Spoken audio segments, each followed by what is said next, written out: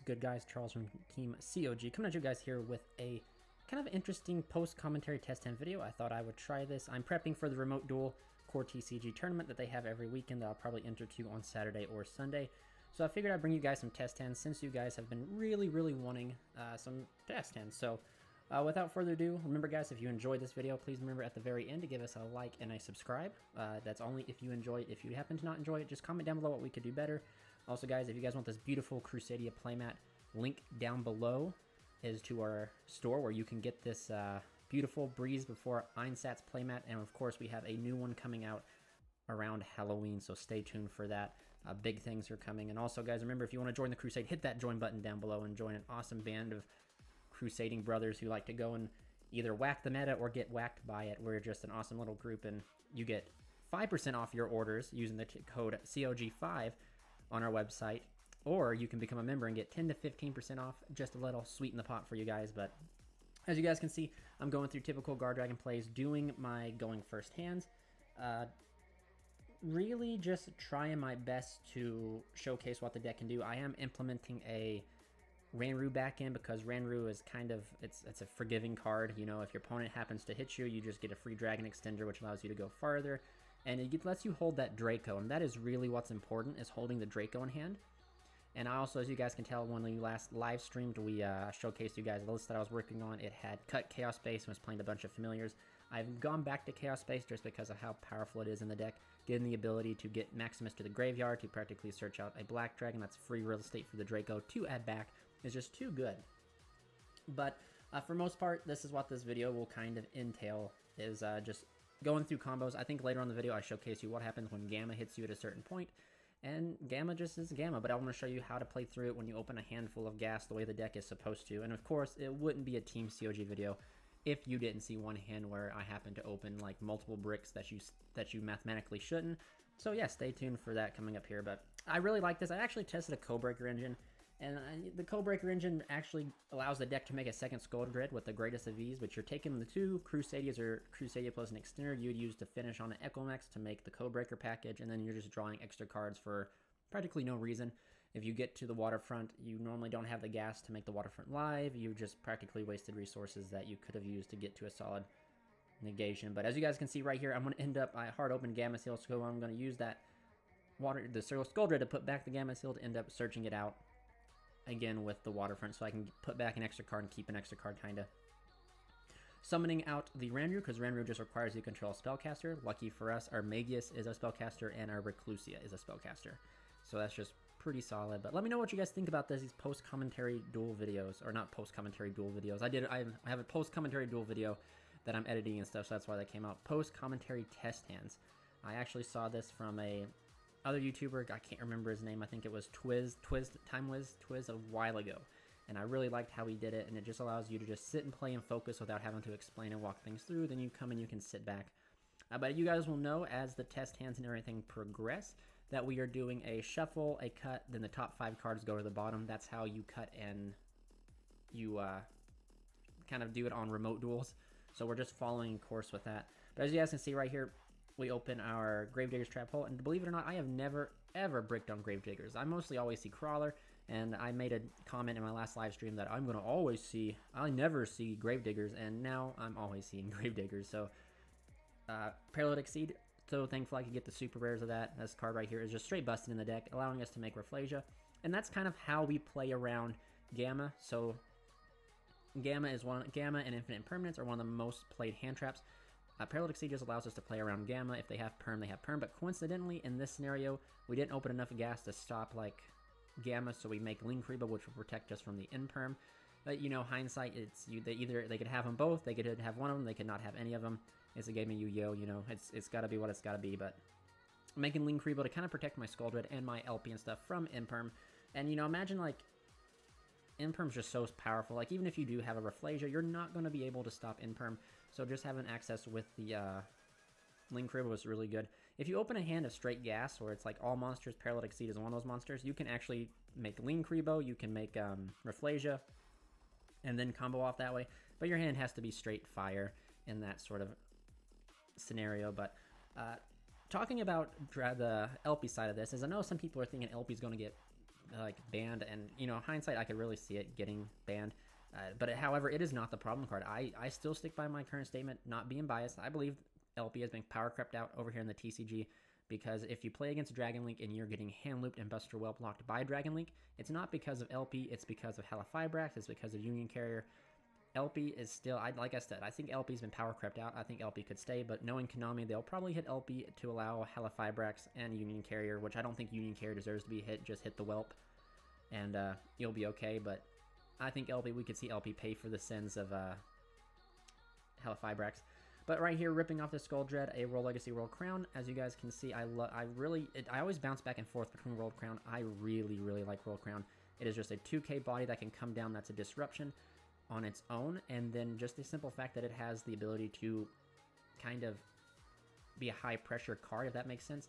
In one of my duels, in the remote duel not too long ago, I ended up summoning out the Crown to practically put pressure on the Dragoon that was out. Of course, I would not be able to destroy the Dragoon, but I'd be able to waste the negate, and that was really what I was shooting for. Because just having the ability to negate the Dragoon's negate was really what I needed. And again, if you go against boards that put up Apollousa, there's actually some weird ways. If you open like 2 Crusadias or 3 Crusadias and a World Crown, you can actually tribute summon the World Crown to get that, you special to a zone that the Apollousa points to, tribute summon for Crown, away from that zone, then you special summon again to the zone Apollousa points to, then start link climbing, and then you have the Apollousa by for lack of better terms, by the jewels, because then Apollousa cannot respond in the same chain, so if they decide to try and activate something and negate something, you can chain Crown. Crown will then negate and destroy the Apollousa, and then you just continue on your day and you solve the 4 negate Apollousa with World Legacy World Crown. So, again, guys, if you guys enjoy this playmat I'm playing on, consider picking one up at the website down below. Remember to use the code COG5 to get 5% off your entire order. If you want to get more discounts, think about becoming a member. Hit that join button. Join our lowest rank, the Magius tier. It's $1.99. Support the channel. Get part of a unique, very unique, but a very happy, a very happy, joyful group of Crusaders that love to just pillage the meta.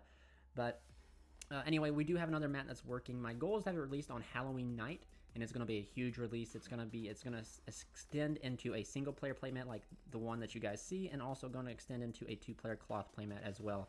So stay tuned for that. Just big things happening for sure. Hopefully you guys can tell the quality of the audio has increased as well. I got a new mic. And sad to say, my poor laptop just cannot support what I need to do. So my laptop is probably going to be retiring here shortly. And then I'm going to start investing into a new PC. And yeah, so help me get there if you guys want to. If you guys happen, I know times are rough, if you can't support directly by giving this video a like and watching it, helps out quite a bit. So I appreciate all you guys out there. But this Skull Dread is just, it's very crazy on how consistent I was able to open Waterfront. But it's very nice because a few test hands ago, or maybe it's one coming up, I didn't open Waterfront, I never got to it, so it just shows you the power of the deck, and then actually shows you some of the straight gas that World Legacy World Crown gives to the deck. But Gameciel is just super powerful. I know people wanted like the Rocket variant, but the Rocket variant I felt like was very consistent, as in what you needed to do to get it going, but you really, and I can't stress this enough, guys, you really lacked the power. Like, Dragon Link and Infernobles can play through a 3-negate board. If their hand is mediocre to great, they can just plow through a 3-negate board. And, you know, like, you need something that you can just kind of fire off and stop everything that they do, and that is where Gameciel and the Waterfront package shines, as it has the power needed to stop those 2 decks. But again, people are going to also probably wonder, why don't you play going second, or why don't you think about Crusadia Kaiju? And to be honest with you, I enjoy Crusadia Kaiju. I probably would go back to that old school variant if I wanted to, but the format right now exists to where you cannot even play going second. I'm sorry, if you decide to go second in today's meta, the remote duel online, you're just going to get hand looped and Buster Whelped, and I would much rather have straight gas and lose the dice roll, and as soon as I know that Smoke Grenade is coming down, scoop it up, go into game 2, and then just blow my opponent out with Waterfront, Echo Max, and all that stuff, and then side appropriately for game 3, and just hope for the side, versus just planning to go second deck, and my entire strategy is get hand looped and locked out the extra deck, and then hope game 2, try to go second again, just same thing happen again. Because these meta decks, guys, I completely assure you, they can play through 3 hand traps, and I'm talking some of the most impactful hand traps. If you hand trap them correctly, and you do that, sometimes even you hand trap them correctly is not enough. And that was something I was finding very weird, also very bad with the Rocket variant. And I think right here in this test hand, I showcase what happens if you get hit with the Gamma. But that's just something you guys got to remember is like in this format now, you can't afford to go second, sadly. If you have certain powerful cards like Nibriyu, the Primal Being, Dark Lunar Morph, they're just going to get picked out of your hand. You're going to get Whelp Block out. There's only certain decks I believe that could go second, and believe it or not, I would like to think that Monarchs are one of those decks that could go second as well, just because they have Stormforce at their disposal. They just have some super powerful cards, and they don't use the extra deck, so it makes the Whelp Block less powerful. But I guess most of the times, if you make the Buster Whelp when your opponent's playing Monarchs, Domain Monarchs, and they don't have an extra deck, that means you're a bad player. But hey, you know, there are some people out there like that. But continuing on, let's also talk about real quick. I know I mentioned it in the duel video, but Monarchs versus the Dinos. Monarchs kind of plowed through, and so hopefully we'll start to see some powerful Monarch players start to rise back up and pick up the deck again. Just because of how consistent the deck is, and just because what it does it well. If you really stop and think about it, I know I mentioned this in the Versus video, but Domain Monarchs does practically exactly what the Dragon Link deck does, but with less cards in its own way. You can rip 2 cards with the Stalos and Erebus. It can lock you out of the extra deck with Domain. And it can actually do a little bit more because of Majesty's and Vanity's Fiend. But anyway, we're still coming off here. We got the Gamma still. We've been Gamma, as you guys can see. It's showing you how to play through Gamma. Our Crusadia Arborea is so important, and that's why I am playing Rhoda in the deck, because I want to see Arborea as ASAP, because Gamma's negating is not important. I mean, it is important, but it's not the pivotal moment. It's if you happen to removes the Crusadian Magus, so you have to have something to protect it. Either you have to have a Crusadia to follow up into another one, or the Arborea to protect with it.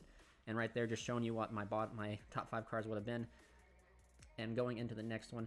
So thank goodness there, that was so close we didn't see a single Crusadia, and then that would have been just a quick test hand. But this is where Ranru really kind of comes into place. Ranru is like no punishment, and if you guys will notice here, if he happens to answer, right, if they have to answer for the Magus, we have Crusadia power to stop the Gamma, which I think I showcase here.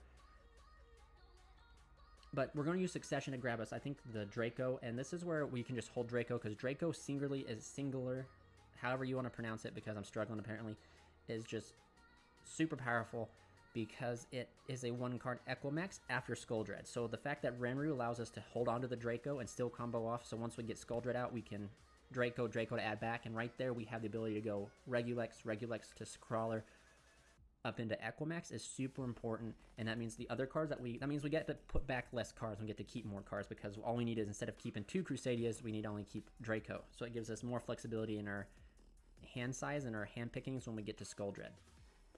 Some people also wonder why I don't play Brotar or anything like that, because Brotar gets you the Black Dragon or gets you the White Dragon, but it still counts as a discard. You never truly get that discard back, whereas Red Eyes Darkness Metal is just free. Touchdown, bam, there you go, you get it. But Chaos Space, because even though you discard with Chaos Space, you still will get a plus back. You still break even in a way because of Chaos Space allowing you to get that draw. But as you guys can tell, we kept Chaos Space, we pitched the White Dragon. This is just straight crazy right here. So here we're going to see Draco touchdown, grabbing and adding us back to Reclusia, going ahead and climbing up into a Regulex, which then we can special out the Dragon, banishing the White, and then we can go ahead and search and get our Crusadia Crawler. We then can even go the next step, and this right here is really important. So before you link off into Equimax, you definitely need to use Chaos Space to draw here, because if you happen to rip off the top a Paralytic Seed, you just get a free rank 4 right there. So you go ahead and banish to put back the White Dragon to get a draw, and we happen to draw into our other trap in the deck, which hindsight is not too bad, because it is still a form of interruption that we have, and that's just super important, because that's what we're trying to do, is try to get as much interruption as we can.